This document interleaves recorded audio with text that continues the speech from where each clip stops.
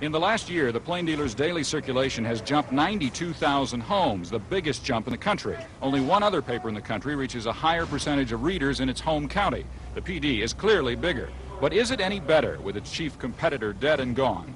Even in its dying days, the press helped a little to keep the Plain Dealer on its toes. And the Plain Dealer is not on its toes today from what I see of it. McGonigal shares that opinion with others who believe the Plain Dealer has slipped into a state of complacency, is still trying to decide what it wants to be and who it should be writing for. Most people in Cleveland are interested in events in Cleveland or the greater Cleveland area. If I want to read international news, I read the New York Times. The PD's toughest critics, many of them in-house, believe its national political coverage has stumbled, that it has dropped the ball by not assigning more reporters to the grand jury probe of federal Judge Battisti, and that it has been scooped in its own backyard on stories and subjects that have touched a nerve at the PD in the past. Everybody's trying to compare us to perfection. You know, why didn't you get this story? Well, there's always a story around we didn't get, and we're just as sorry as anybody else. We want to print all the stories we can. Editor-publisher Vail says the PD is bending over backwards to be fair and thorough, and, quote, the idea we're aloof or not interested in improving our quality is just not true. In the last year, the PD has added editorial space with local columns CSU's Campbell calls much sharper. It has expanded its opinion pages and devotes more space to news than most newspapers across the country. Several investigative efforts have won praise. One blockbuster series received international acclaim, and Vail's promising more. When you look at it dispassionately, he says, we're better now than we were last year.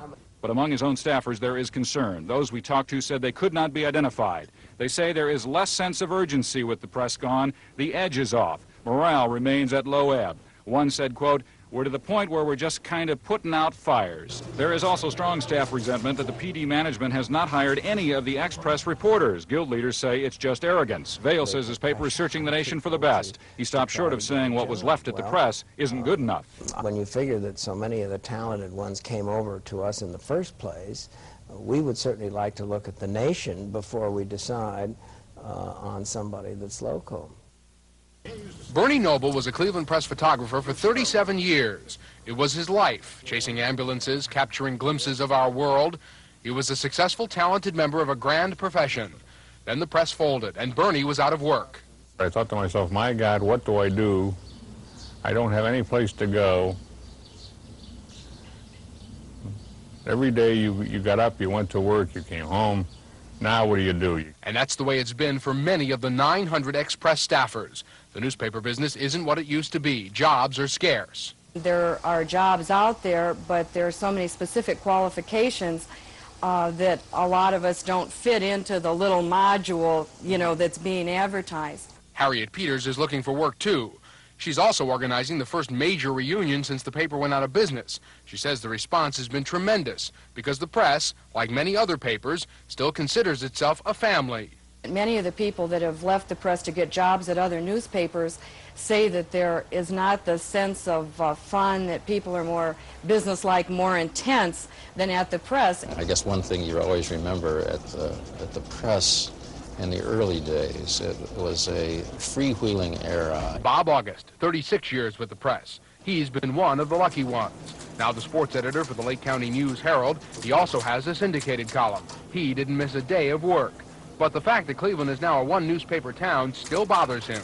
I still think that it's much better to have two newspapers in a town. I think I think it's the best for the newspaper business. I think it's best for the public. And there is bitterness over the PD's lack of hiring ex-press people. No one will say it publicly for fear of losing a job opportunity, but former press real estate editor Bob Brennan came pretty close. Those that are still here who have that talent, I don't think are being employed to the highest and best use, as they say in the real estate world. And it's sad. Marty Gould, TV5 Eyewitness News.